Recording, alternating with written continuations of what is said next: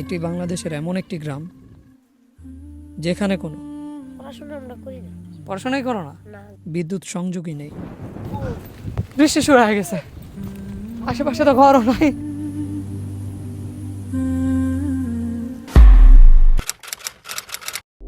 পারমাণবিক বিদ্যুৎ কেন্দ্রের যুগে বাংলাদেশ প্রবেশ করেছে।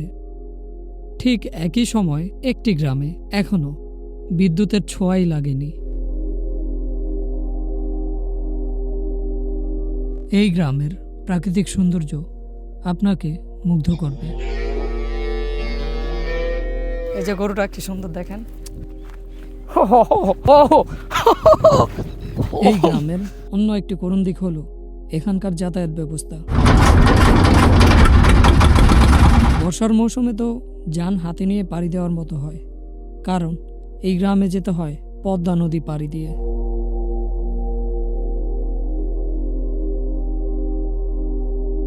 এখন সবকিছু ভালোই লাগতেছে, কিন্তু ও বৃষ্টি শুরু হয়ে গেছে, আশেপাশে তো ঘরও নাই। এখন দূরে একটা ঘর আছে। ও দরজা খুলে পড়ে যাচ্ছে। আর বৃষ্টি বাদলে নিজেকে রক্ষার আগে রক্ষা করতে হয় ফসল এবং পশু পাখিদের, কারণ তাদের জীবিকার উৎস এগুলোই।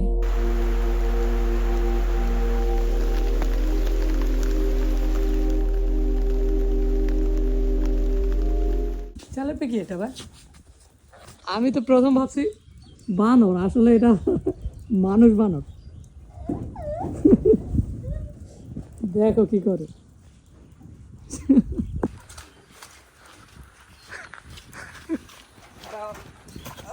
আমি যত দূর আসছি, যতক্ষণ ধরে কোথাও কোনো স্কুল দেখলাম না। প্রায় কয়েক কিলোমিটার পর একটা মসজিদ পাইছি। তো এখানে কিছু স্থানে ভাই শোনো, এখানে আশেপাশে কোনো স্কুল মাদ্রাসা কিছু নাই, তাহলে এখানের মানুষ মানে তোমরা পড়াশোনা করো কই? পড়াশোনা আমরা করি না। পড়াশোনাই করো না? না, আমাদের ভাই বোনকে এই সুরেশ্বর দিয়ে আসো, নিজেরা পড়াশোনা করো না? আচ্ছা, এরা হচ্ছে পড়াশোনা করে না। এই যে আমার সাথে আরেকটা আছে, এও পড়াশোনা করে না। মানে এইদিকে শিক্ষা প্রতিষ্ঠান যদি থাকতো তাহলে হয়তো এই বাচ্চারাও পড়াশোনা করতো। কোন কি এই খাবার খাইবেন কবে, রানবেন কখন আর খাইবেন কখন? 4টা বাজে ভাত খাইবেন, দুপুরের ভাত। আমি কালকে খাইছি মার্গিবের পরে। আমাদের অবস্থা, আমার অবস্থা আজকে কি হবে? আমাদের জন্য খাবারের ব্যবস্থা হয়েছে, দেশি চালের ভাত, নদীর মাছ, ডাল, মাশাআল্লাহ খুবই ভালো। এখানকার মানুষ বাসি পচা খাবার খুবই কম খায়, কারণ বিদ্যুৎ না থাকায় এখানে কোনো ফ্রিজিং সিস্টেমও নাই। সেজন্য তাজা নদীর মাছ, তাজা ক্ষেতের সবজি খেয়ে এখানকার মানুষ থাকে।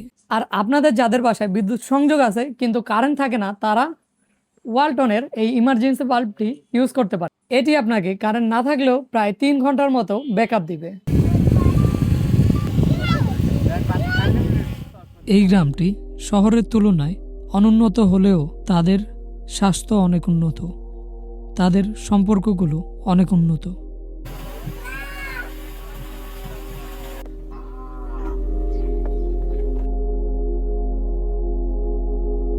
পিওর প্রাকৃতিক সৌন্দর্য দেখতে চাইলে এই গ্রামে আপনাকে আসতে হবে।